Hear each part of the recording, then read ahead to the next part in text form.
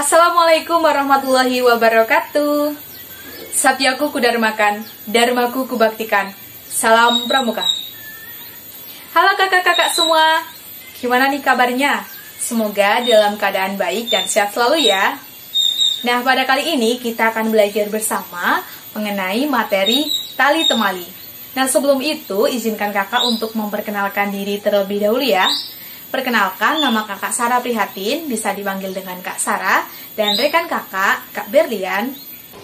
Halo kakak-kakak semua, saya Kak Berlian Hariratul Mahya, biasa dipanggil Kak Berlian.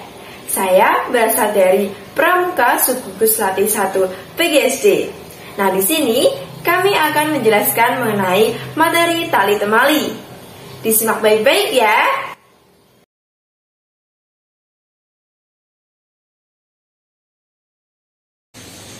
Latrut 2021, semangat tanpa henti, tingkatkan kualitas diri di masa pandemi.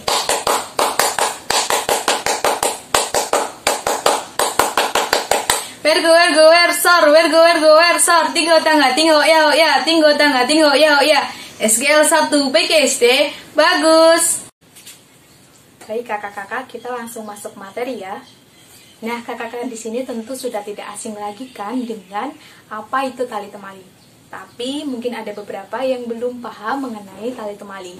Nah, jadi tali temali adalah salah satu seni menyambung tali menggunakan simpul-simpul dan menghasilkan suatu alat atau benda lain yang bermanfaat. Contohnya tandu, kemudian ada tiang bendera, rak sepatu, dan lain-lainnya.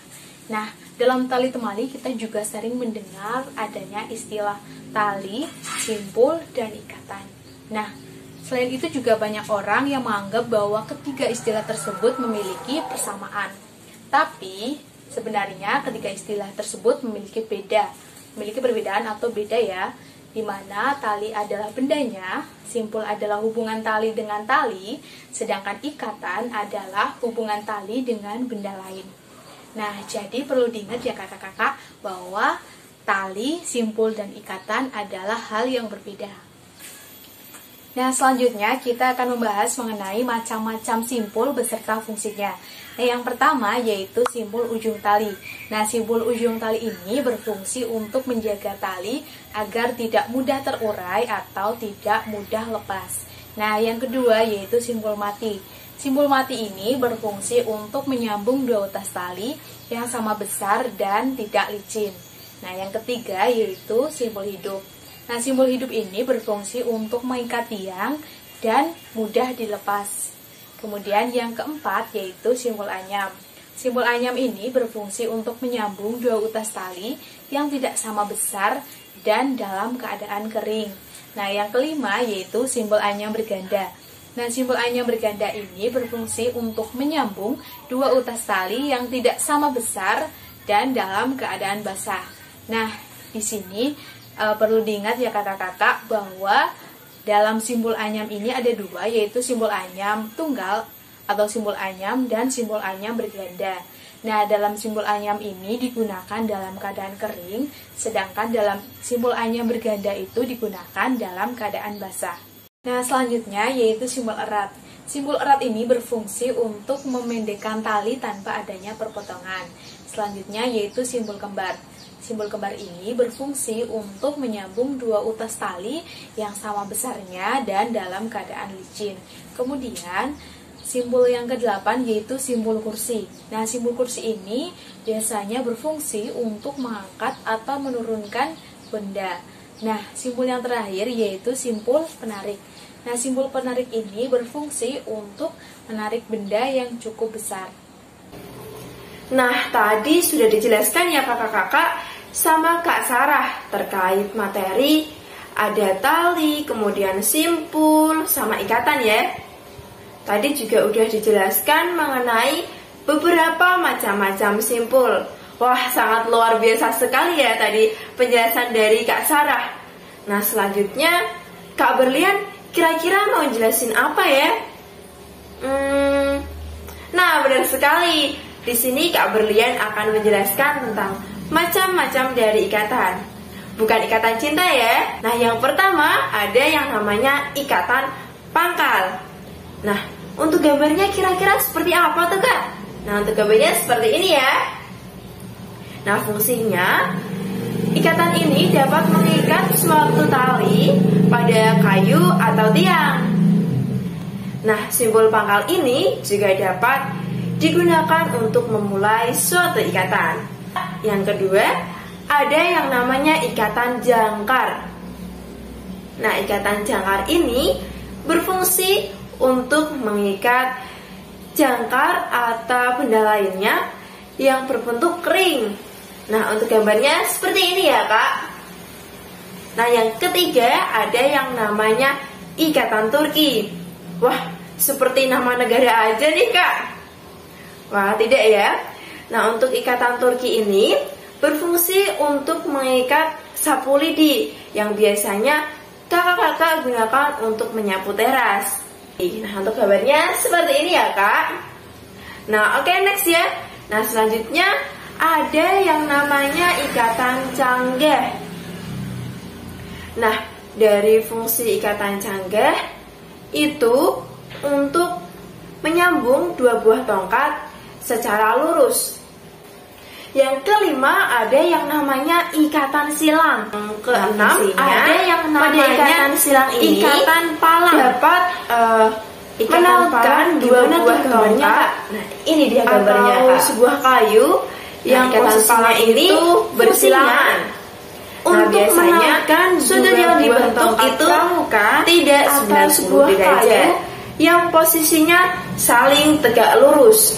Nah, tadi di silang, ikatan silang, sudutnya tidak 90 derajat ya. Kalau di sini sudutnya membentuk 90 derajat. Diingat-ingat lagi ya Kak, jangan sampai keliru.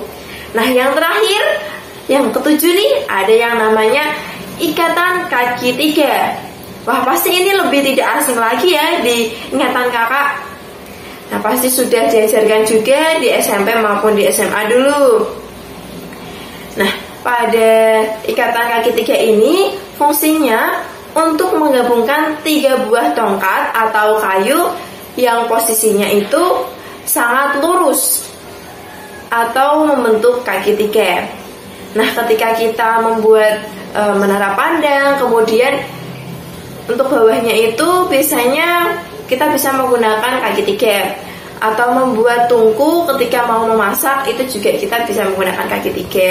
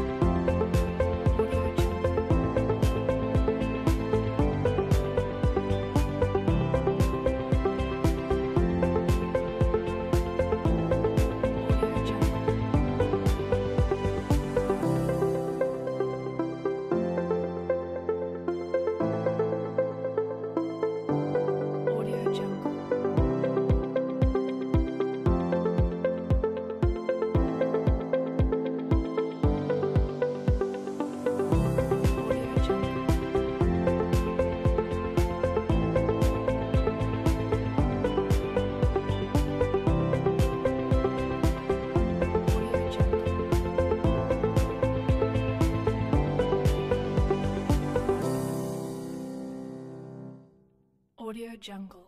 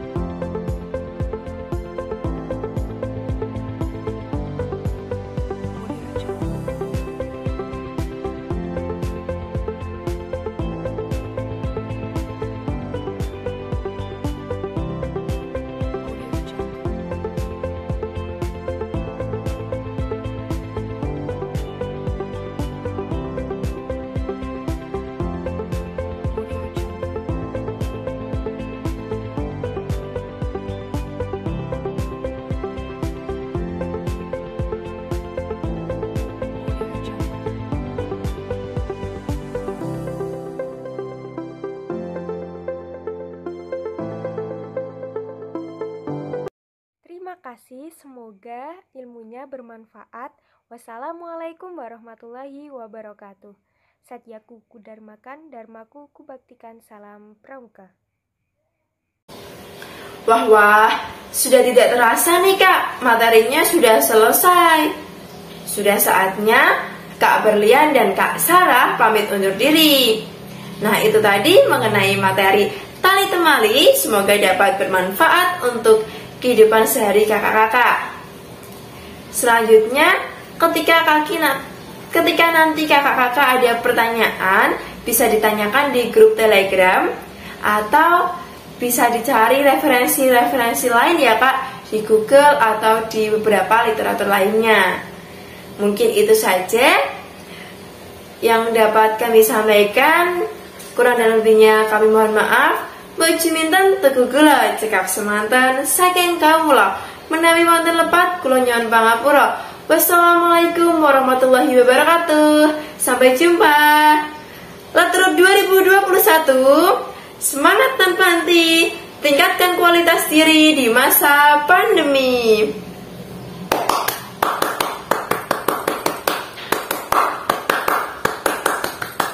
Wergo ser, tinggal tengah, tinggal ya, tinggal tengah, tinggal ya. SKL 1 BGSD, bagus.